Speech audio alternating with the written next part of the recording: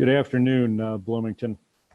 My goal today was to share with the community what our public safety is doing to keep our community safe, where to go for up-to-date information to avoid perpetuating rumors in this time of community unrest. So really just to talk about operational type of issues. I know that there are a lot of questions out there. I know that there are great demands on my fire chief and police chief from the media, and rightfully so, understand that. So thought that this was an opportunity to be a little bit more efficient with time. Also, my elected officials, more so the residents through the elected officials, have a number of questions. So we thought that this would be an opportunity to talk about some of the operational opportunity that we have as a community. The one thing that this is not, the larger discussion about the philosophy for the city of Bloomington, or the vision or the direction, that space belongs to our elected officials. So that's a different discussion at a different time. But I would be remiss if I did not start by saying that the events that brought us here, acknowledge those, and have spurred recent protests. They're appalling. To be clear, the murder of George Floyd should have never have occurred. And we know that the waves of peaceful protests, both here and across the country, are about more than that single happening. But I do need the city of Bloomington to know we live in a great community and also are served by a great police and fire department.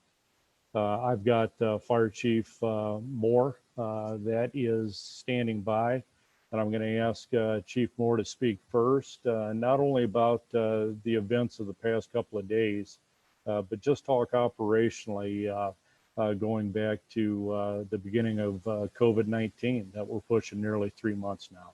So Chief Moore. Yes, so fire department operations have not been significantly impacted. We have been, call volume has been pretty high early in this year, and then COVID-19 happened. The stay-at-home order did have a decrease impact on our call volume.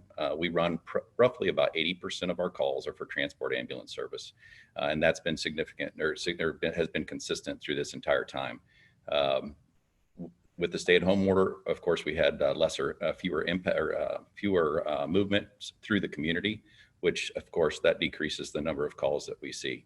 Our call volume dropped considerably, and then with the same thing with the impact of that, our personnel was not taking vacations. There was no place to go, so of course, we had more personnel available during that time. As the movement has started to increase here in May and of course the 1st of June, our call volume is more back to our average numbers, where we're seeing about 31, 32 calls a day. And over the last few days, that's been very consistent with that. We have increased our staffing slightly the last few days since about the first of the week in anticipation of higher calls, but that hasn't happened. So our staff are ready and available. They're trained and ready to respond to whatever the needs of our community are. Thanks, Chief. And for those that are participating in the press conference, questions from media will be facilitated by our communications manager, Nora Dukowitz. And those can come after comments after Chief Donath. And then also we have a hard stop of about 2:20 because this space is going to be used for a different virtual meeting.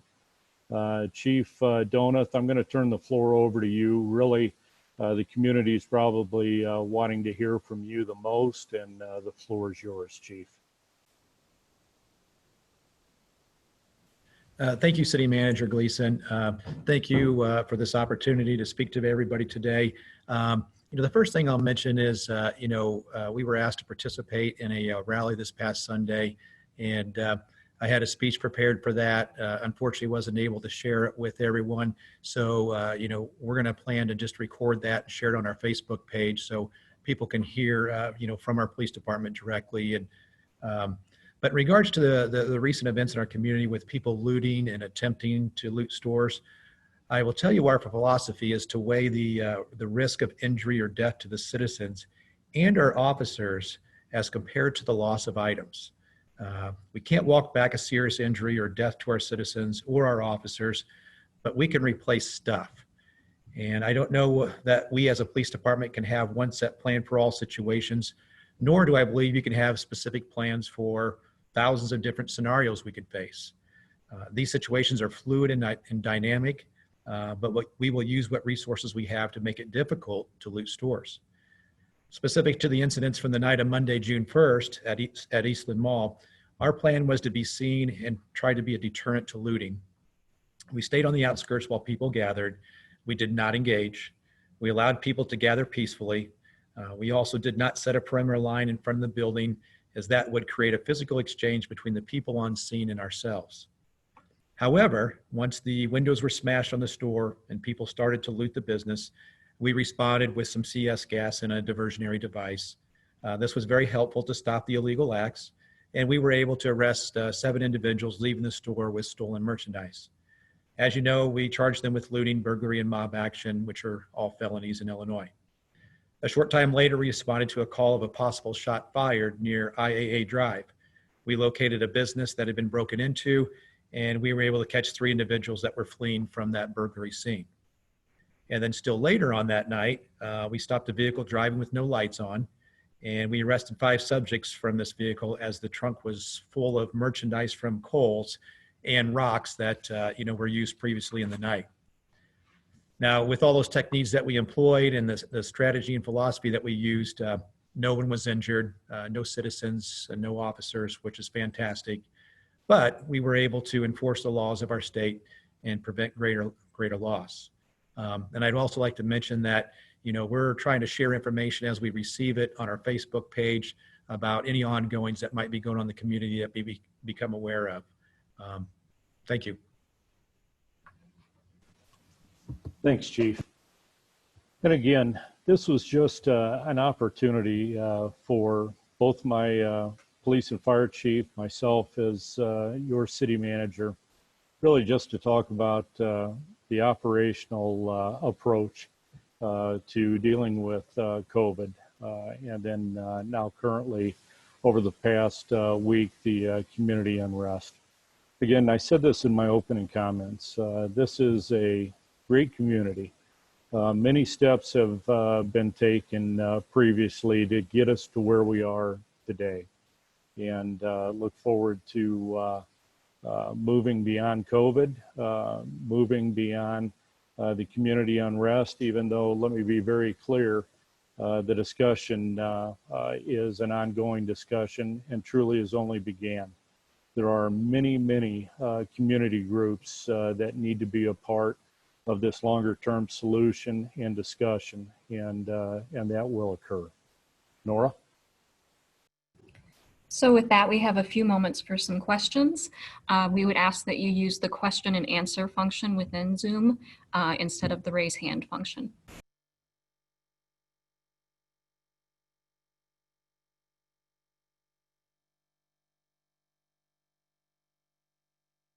There are currently no open questions, so we'll give it a few minutes to see if anyone has any.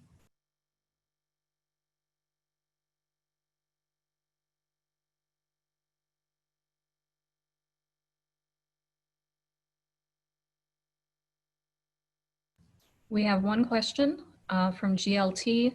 Do you feel the arrests in recent days has stemmed the tide on looting? Yeah, good question.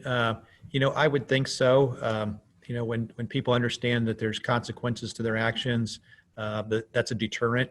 I think that's a general deterrent for most people in committing crimes. So I wouldn't really see this any different as understanding that, there are consequences to my actions, which we're all responsible for our own actions, and myself and everyone else in the community. So I would think so.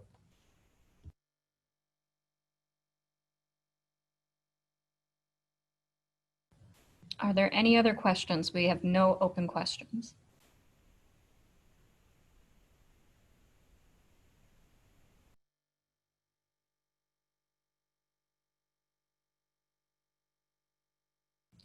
Another question from GLT.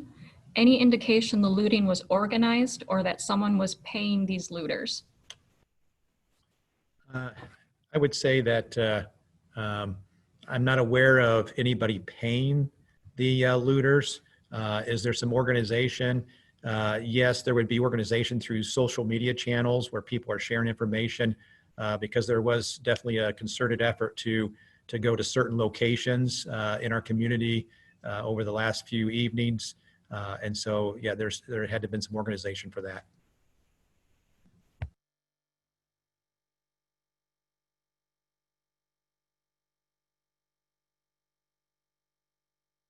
Another question from GLT. How would you describe the motives of those involved? Was this just opportunistic theft? Were there any political motives behind this? You know, it's a good question, but I think it would be improper for me to say what their motives are. I haven't spoken to the individuals and asked them specifically what their motivations are. I could certainly speculate, but that would certainly just be speculation. So I don't know that for a fact about what their motivations were. This is from WEEK. Do you believe police departments, including BPD, need to be more transparent about internal investigations into abuse of power and officer complaints? Well, that's another good question, but you know, there's going to be a lot of variety to that answer in the sense that police departments in different cities and different states, they all have their own different policies and practices. So if you're asking about us, we are transparent. We provide, you know, all the kinds of information in regards to the things that go on in our city. You know, we have the PSCRB board. We do our, you know, we have our body-worn cameras. We have a variety of things that, you know, that we have for the community to know that we're doing the right thing. What they have in other cities, you know, that would be something completely different or, you know, different than just what we do. So I can't really comment about police in general because we all don't always follow the same particular protocols and policies. This is from WJBC. What is your message to small business owners who are afraid that their shops will be looted? I would say just try to, you know, barricade your business as best you can. That's your best way to ensure that, you know, people don't make entry. Certainly the use of alarm systems are a thing that can trigger, you know, a police response so that we can show up if you know, something's going on. And because obviously we can't watch every business all the time. That's just not possible. So I've seen some businesses do some barricading type things, whether it's boarding up windows or whether it's stacking, you know, a lot of items in front of doors, things of that nature. But again, the alarm system is another way to be able to alert us if somebody's trying to do something criminal. This is from GLT. What proactive steps has the police department taken with business owners and managers to plan for looting, vandalism, such as when to look for suspicious behavior? Has the department had to bolster staffing in recent days? Okay, two questions there. Number one is, us as a department, you know, a lot of our planning has been about being able to respond to the potential looting and things of that nature. We've shared some safety information on our Facebook page, but really we're leaving, you know, the actions of the business owners to decide for themselves what they think is best for them. Everybody's going to have their own opinion about, you know, how much, you know, vulnerability they think they have in these situations and what they think is appropriate for them. And, you know, in regards to the second question, yes, we've added some manpower to our staffs during the times that we feel are the most vulnerable to these type of situations to help make sure we can keep peace in the valley and try to control any kind of loss or damage or harm to anybody. We've got about 5 minutes left. I have one pending question. If anyone has others, please send them in. This one is from WEEK. Tim, it might be for you. What is the financial toll to the city of Bloomington with stretching resources over the last several days? That's not something that we're able to completely assess at this point, but It's been a part of internal discussions because we know that we've had to step up staffing for not only the police department, but also for the fire department. And it's just one of those things that you accept. But the actual number, that's not something that we know yet. This is our last question and probably the last one we have time for before closing comments. This is from GLT. The department dispelled rumors about large-scale home break-ins, but it appears there have been at least a few. Should residents be on heightened alert? What should they do, such as keeping porch lights on all night? Yeah, well, there's two things that I'm not sure about the question. There might be two things going on there. Number one is there was a rumor about large scale, home invasions or burglaries to residences. We had no credible information to indicate that that was true. In fact, we saw similar postings or almost the exact same posting in other communities in Illinois. They just changed the names of neighborhoods. So that told us that, this information was being pushed from somebody somewhere else and not necessarily specifically directed to Bloomington, but we had no credible information to believe that was true. And indicating that there's been a couple other break-ins or burglaries at residences, please understand that those things already do naturally or normally occur. City of our size, there's always going to be a burglary or two every week. And so to be able to say that's related to, our recent incidents, I can't say that that's true at all. And I'm sorry, what was the last part of the question? If people should keep their porch lights on all night. Yeah, absolutely. Keeping the porch lights on, making sure all your downstairs windows and doors are locked at a minimum. I'll tell you a trick that I learned from working in crime scene for 8 years is I like to buy the dowel rod that you use for your closets, and you stand that up in your window so that the window can't be pried up because it's only being held on by a couple little tiny wood screws. It would have to take glass breakage for people to get in, and then that's pretty noticeable. So absolutely, yeah, keeping lights on, ensuring when you go to bed that your doors are locked, your windows are locked, sliding glass doors, things of that nature. Those are the type of things that you want to do. And really, that's all you could do. If people want to do something, very egregious to get in, I don't know that you can, particularly stop everything. I don't know that really truly exists. We have no open questions and just a couple minutes for closing comments if there are any. I think Chief Moore, I'm going to go to you and see if you have any final comments.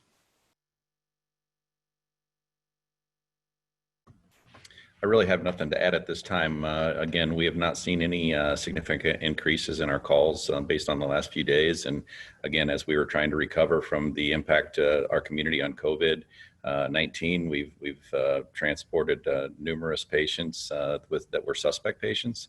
And of course, that has had an impact on our responders. Of course, it's very trying for them to see people that are, struggling with this. So we're working with making sure that our responders are all getting all the resources that they need from PPE standpoints, and also making sure that we're talking about issues and being aware of the mental health impact to our responders as well. But really nothing else to add to the. Thanks, Chief.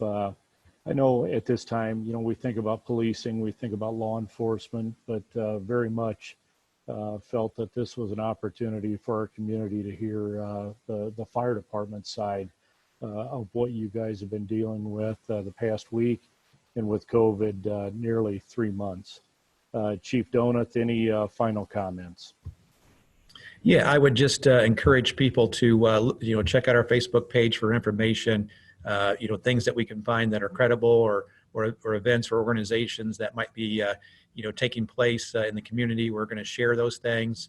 There's a ton of rumors and a lot of stuff that spreads via social media very, very quickly. And that heightens and increases people's fears, which I completely understand, because if you don't know, that leads you to fear. But please just pay attention to our Facebook page, and that's really your main focal point for getting some good, accurate information about what's transpiring. Thank you for your time.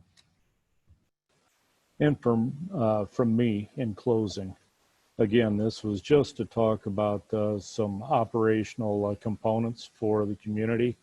Figured for the most part it was going to be our local media, WJBC, GLT, the Pantograph that would pick this up. Very much appreciate the larger Bloomington, Normal, Peoria media market carrying this as well. But wanted to communicate to the great city of Bloomington what we're doing here operationally.